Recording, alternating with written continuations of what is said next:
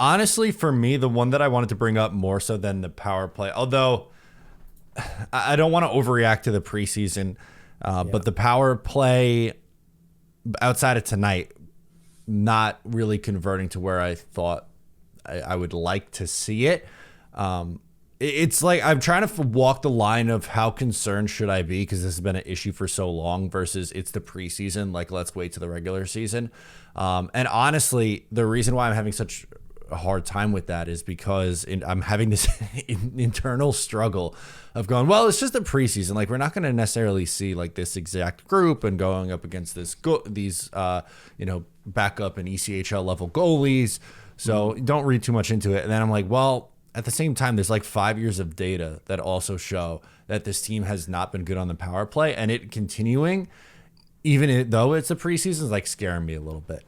We talked about that in the second game of the preseason, right? When not specifically the penalty kill, but specifically the Islanders and coughing up a big lead in the third period.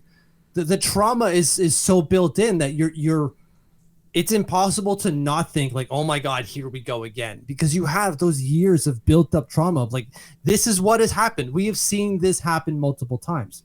So that's not either of us. And I know I'm speaking in an excited tone here, but that's not me trying to crap too much on the penalty kill. It's hard not to, when you have all of those layers built in over year telling you the penalty kill has been, or the power play has been crap. And then it does this. You're like, I know they scored 2 today, but you see the zone entries just not working. Guys are fumbling the puck. They don't really know where they're supposed to be. It's not ideal. It doesn't mean we can't start the year on a heater like we did a couple of years ago. But as we all know, teams figure themselves out. We're probably just catching teams still learning their penalty kill systems. And so we're scoring at a higher rate. And then as they figure themselves out, as the year continues, we stop scoring because we can't break teams down. We have no creativity whatsoever. Yeah. What was I going to say? The penalty kill is something that's not great. They allowed 2 goals on 3 opportunities. And the issue there is, especially tonight, like that, this is mostly who it's going to be, right? Outside of, again, they were missing Ryan Pulock, but everyone else was there that's going to be used, and they were the worst PK in the league a year ago. So again, I'm going to pitch the same question that I just did to you on the power play. Like, wrong to be about, like, this is a little bit worrisome, or am I justified with that reaction? Yeah, like I'd almost be a hypocrite if I said otherwise, but I will. And if you want to call me hypocrite, please do. I am a little worried, man. I am. And it's less so that we're not able to kill them, because we aren't, but that's no secret. Just don't take goddamn dumb penalties, Scott Mayfield. Specifically Scott Mayfield. 2 high sticking calls. And he says like, oh, I just didn't see the other guy the first time. Yeah, that's why you got the penalty, dumb shit. Like, just you're 6'4". Or 6'5", I think it is. Yeah, he is. You're taller than everyone. You can see. You have a better vantage point than anyone.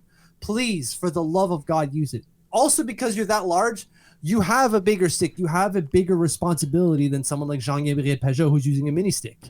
You have a bigger responsibility here. Please, for the love of God, use it. Because when you go to the penalty box and you are our main penalty killer, you're putting us at a double disadvantage. You really are. Please, for the love of God, smarten up. I know he said the second one like it was a stick lift, blah, blah, blah. Okay, fine. Again, if this isn't a repeat offender historically, like, we're not having this conversation. Yeah, exactly. We're not talking about, like, I don't know, Anders Lee doesn't seem to take too many penalties that aren't like him stepping up for teammates.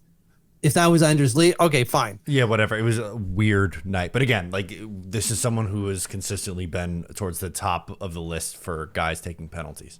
Yeah, the Leo Komarov third period stick foul special is Scott Mayfield. This is a dark, dark time. just not in the third period. The entire game is open. Please, Leo, no. If you like that, make sure to subscribe to Up the Turnpike on Patreon for more exclusive New York Islanders content.